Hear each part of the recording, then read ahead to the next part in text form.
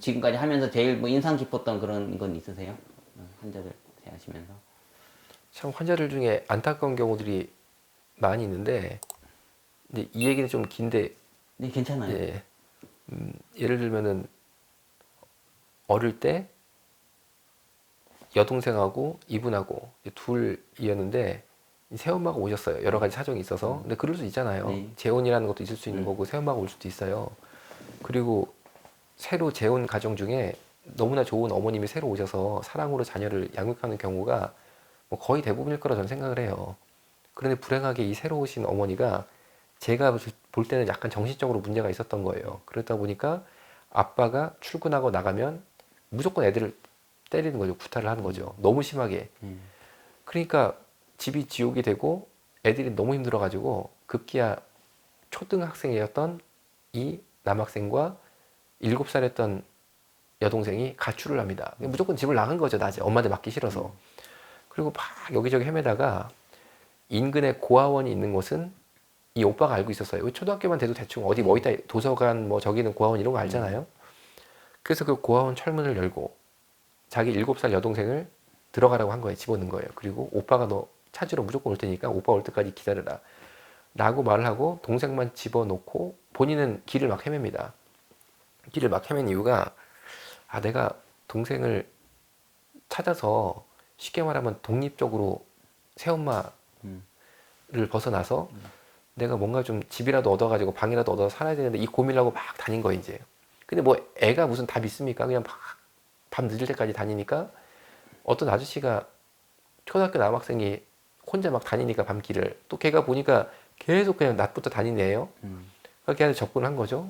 너 뭐하냐? 그러니까 있던 일을 얘기를 쫙 한 거예요. 그러니까 이 아저씨가 아저씨가 너 돈 많이 벌게 해줄 테니까 아저씨 따라와라. 그러니까 이 아이는 당장 가서 잘 데도 없고 또 돈 벌어야지 동생 찾아오니까 이 아저씨의 손을 잡고 갔는데 거기가 바로 동성애 남탕 업소인 거죠. 그래서 그날부터 성인 남자 동성애자에게 자신의 몸을 파는 동성애 남창 생활을 하게 된 거죠. 그런데 가보니까 자기 또래 남학생이 하나가 더 있는 거예요. 둘이 친구가 돼서 친하게 지냈는데 이 친구가 얼마 되지 않아 시름시름 앓더니 죽은 거죠. 아마 에이즈로 죽었을 것 같아요. 제 생각에는. 이 아이가 죽는 걸 보고 내가 여기 더 있다가는 나도 죽는다 이 생각이 들어서 이 아이가 드디어 극적인 탈출에 성공합니다. 그런데 문제는 그 업소에 있었던 수년 동안 계속 학문성교 동성애를 당하면서 이 아이가 동성애자가 돼버린 거예요. 그 이후로 동성애자로 쭉 살게 됐는데 동성 애인도 만나게 되고 둘이 동성 결혼 비슷하게 집에서 가정 비슷하게 또 살게 된 거죠. 그런데 어느 날 갑자기 이 친구가 기절을 해요. 의식을 잃어요. 그러면서 그래서 동성 애인이라는 사람이 이 친구를 데리고 모 대학병원에 응급실로 갑니다. 가서 보니까 에이즈에 걸렸는데 에이즈 바이러스가 뇌를 파먹어가지고 의식을 잃은 거죠. 그 얘기를 듣자마자 이 동성 A는 전화번호 바꾸고 도망을 갑니다. 왜냐면 이미 성적 대상이 안 되면은 그냥 버려버리는 거예요. 동성애자 세계는요. 그러니까 병원에서 저희 병원에 연락을 한 거죠. 지금 이제 신원 미상의 환자가 이렇게 돼 있는데 뭐 더 이상 뭐 할 게 없다. 그런데 보호자가 연락이 안 되고 없어져 버렸다. 그러니까 좀 데려가라 해가지고 입원이 되신 거죠. 그래서 정말 이제 이분이 하나님 은혜로 의식이 돌아왔어요. 그리고 휠체어 앉아서 생활할 정도가 됐어요. 그런데 시력을 잃었어요. 그래도 얼마나 은혜고 감사하게 들을 수 있고 어쨌든 간에 내가 팔은 이렇게 움직이니까. 그래서 이분이 여동생을 찾고 싶다는 거예요. 내가 여동생 그때 고아원 7살 때 집어넣으면서 너 오빠가 꼭 찾을 테니까 기다려라고 했으니까 내가 그 약속을 지켜야 된다 했는데 뭐 벌써 수십 년 전에 헤어진 여동생 어떻게 찾을까 싶어도 경찰서에 가서 저희가 신고를 했거든요. 그런데 극적으로 찾았어요. 어떻게. 그 여동생이 병원에 왔잖아요. 그리고 두 남매가 뭐 보자마자 울기 시작하는데 정말 그런 거 보면서 너무 가슴이 아프고 이 시력을 잃은 휠체어 타게 된 이분도 하시는 말씀이 절대 동성애는 못하게 해야 된다.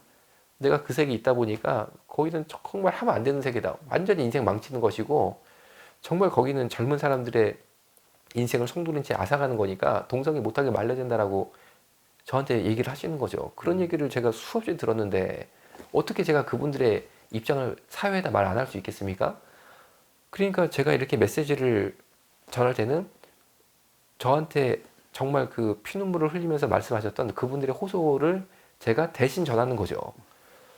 그러니까 저보고 동성애를 혐오한다라고 말씀하시는 거는 저한테 그 증언을 부탁하셨던, 증언을 맡기셨던, 유언을 맡기셨던 그 동성애자들을 너무 심하게 비판하는 거라 저는 왜 받아들일 수가 없는 거죠. 이런 그 의사로서 어떻게 보면 더 멋있고 화려한 길 찾을 수도 있는데 좀 낮고 험한 길을 많이 택하신 것 같은데요. 어떤 뭐 계기가 있으세요?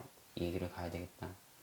제가 아까 말씀한 것처럼 정말 그 동성애자들의 끔찍한 말로 또 그분들의 유언 이거를 자꾸 듣다 보니까 이거는 예를 들어서 제가 말 안 하고 가만히 그냥 뭐 그분들 섬기면서 복음 전하는 것도 물론 귀한이라고 생각하는데 이런 말이 있습니다. 저 소의는 병을 고치고 중의는 병을 예방한다라고 돼 있어요. 그 대의는 나라를 고친다라고 돼 있습니다. 제가 만약에 이분들을 사랑으로 소외된 분들을 진료하고 복음 전하는 것은 어떻게 보면 의사로서 작은 길을 가는 거죠. 그리고 알려지면 존경받을 수도 있을 것 같아요. 그런데 더 그보다 높은 뜻의 의료를 실현하려면은 이런 동성애로 에이즈가 걸리지 않도록 예방을 해야 됩니다. 그런데 그보다 더 큰 의료를 이게 이제 실현하려면은 이 대한민국이란 나라가 바뀌어야 돼요. 그 일을 제가 해야 되는 거예요. 그러니까 저는 사실은 하나님의 은혜와 성령님의 능력으로 정말 이 한국을 바꾸고 싶은 거죠. 지금 뭐 여러 가지 보시는 것처럼 좀 이상하잖아요. 동성애 문제에 대해서만큼은 코로나 문제도 이번에 보니까 후속 조치 보니까 우리가 좀 의구심이 생기잖아요, 솔직히. 아니 이 자랑스러운 대한민국이 왜 이 부분에 대해서 이 부분에 대해서는 왜 이렇게 좀 소극적이지? 좀 우리가 이해가 안 되네? 이런 부분이 보이잖아요. 이런 상황에서 제가 환자만 볼 수는 없는 거죠. 우리 미래 세대를 위해서라도 정말 이 시점에서 대한민국을 한번 기류를 바꿔서 제가 한번 큰 의료를 해봐야겠다 이 생각을 하는 거죠. 마음을 아주 크게 먹으신 거네요. 예, 뭐 거기에 따른 공격도 있겠지만 그거 무서워서 제가 주저앉으면은 이 일을 누가 합니까, 그렇잖아요. 이 저보다 훌륭한 의사 선생님들 물론 수백 명 있다라고 저는 생각하는데 그분들은 여러 가지 이유가 있어서 못 하시잖아요. 근데 저라도 해야지, 그렇잖아요. 부족하지만 저라도 해야지. 안 하면 누가 하겠냐는 거예요. 알겠습니다.